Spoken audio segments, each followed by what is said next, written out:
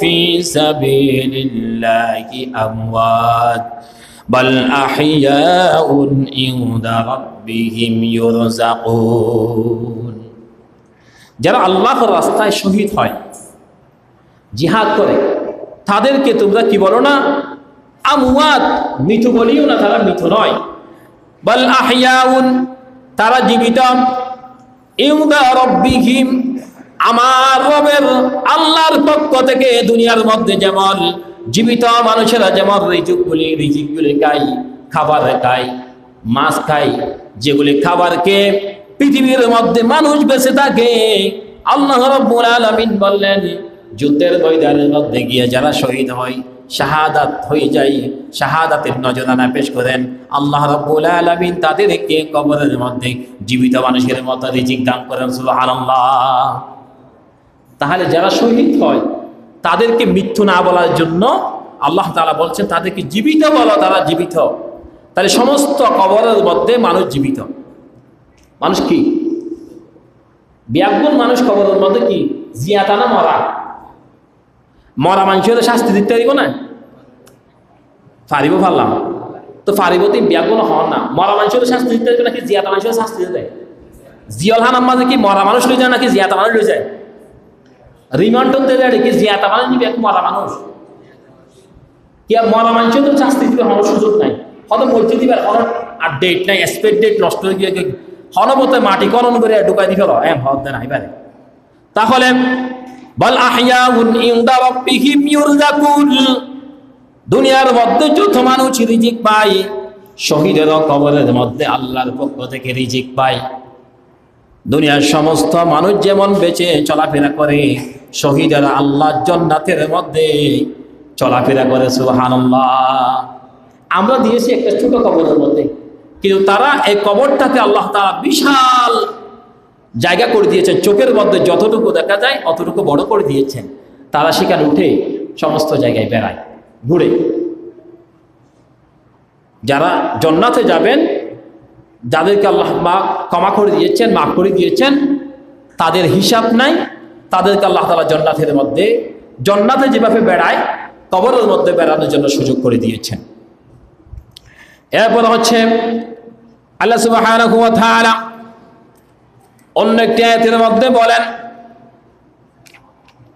ইয়া আইয়ুহাল্লাযীনা আমানু ইযা লাকীতুমুল্লাযীনা কাফারু যাখফান ফালা يا أيها الذين آمنوا إذا لقيتم فئة فاثبتوا واذكروا الله كثيرا لعلكم تفلحون الله أكبر الله سبحانه وتعالى বললেন يا أيها الذين آمنوا হে ঈমানদারগণ যখন তোমরা কোনো দলের মুখোমুখি হও তখন অবিচল থাকো আর আল্লাহকে অধিক পরিমাণে স্মরণ করো। আল্লাহ ওই বান্দা যেতে কাফেরত করার সামনাসামনি যাতে যাবি গই তখন আয় আল্লাহরে সাক্ষী করিস বাড়ি ঘর আত্মীয় স্বজন ব্যক্তি যদি বাদ দিয়ে ফেলা হয় আয় আল্লাহ তাআলা অত জিজ্ঞাত তো না ঈশ্বর কাফিরাই দিয়ে ফেলাই শহীদ দিন হয় কিন্তু যদি বাড়িঘরের মোহাম্মত থাকে দয় তাহলে এর তো না বাঁচে যেতে না কারণ দুনিয়ার মানুষের যদি কেউ যদি বই না করে যদি একজনকে বই করে তার জন্য আল্লাহ সুবহানাহু ওয়া তাআলা সমস্ত মানুষ তাকে বই করে। এই জন্য অধিক স্মরণ করো যাতে তোমরা সফল হও। এই অধিক স্মরণ যদি আল্লাহকে করা হয় যদি বেশি বেশি বই করা হয় আল্লাহ জিকির করা হয় সেখানে আল্লাহ সুবহানাহু ওয়া তাআলা তাদেরকে সফলতায় যে সফলতার জন্য আমি গিয়েছিলাম সেই সফলতার মধ্যে আল্লাহ তাআলা আমাদেরকে পৌঁছিয়ে দিবেন সুবহানাল্লাহ। আল্লাহুম্মা সাল্লি আলা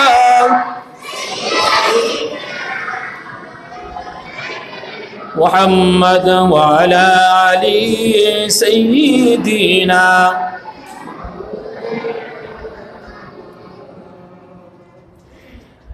এই রমাদানুল মুবারক মাসের মধ্যে আল্লাহ তাআলা এই কথাগুলি বলেছেন। আবার বদরের যুদ্ধের 6 বছর পরে মক্কা বিজয় হয়েছে। কতগুলি যুদ্ধ নবীজির সময় হয়েছে এগুলি সবগুলিতে আল্লাহ সুবহানাহু ওয়া তাআলা আল্লাহর হাবিব রাসূল করিম সাল্লাল্লাহু আলাইহি সাল্লাম নিজে গিয়েছেন যুদ্ধ করার জন্য।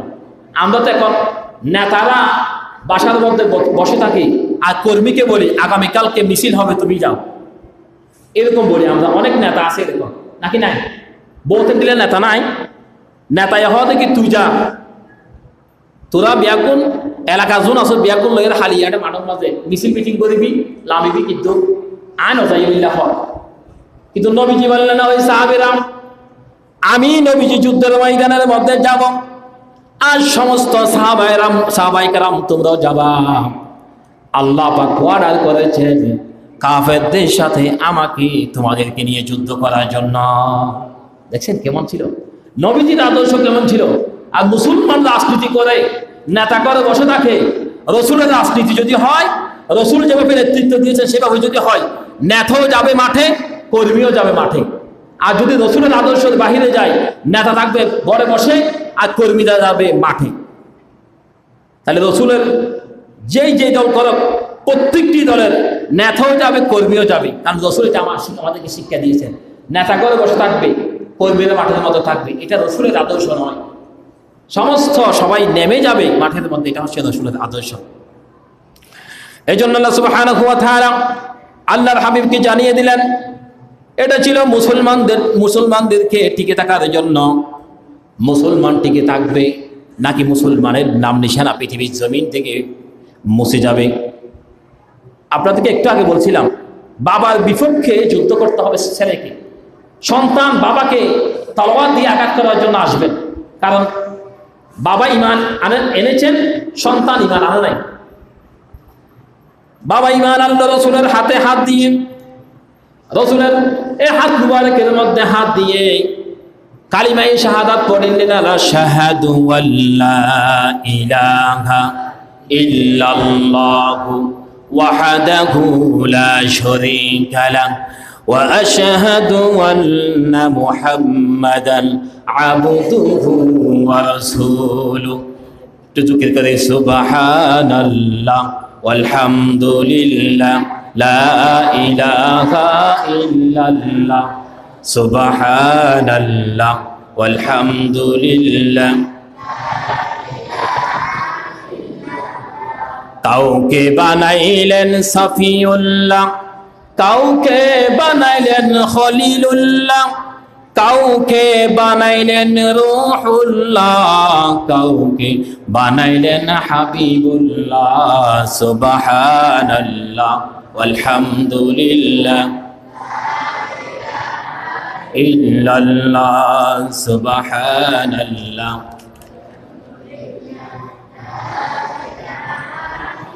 লা ইলাহা ইল্লাল্লাহ।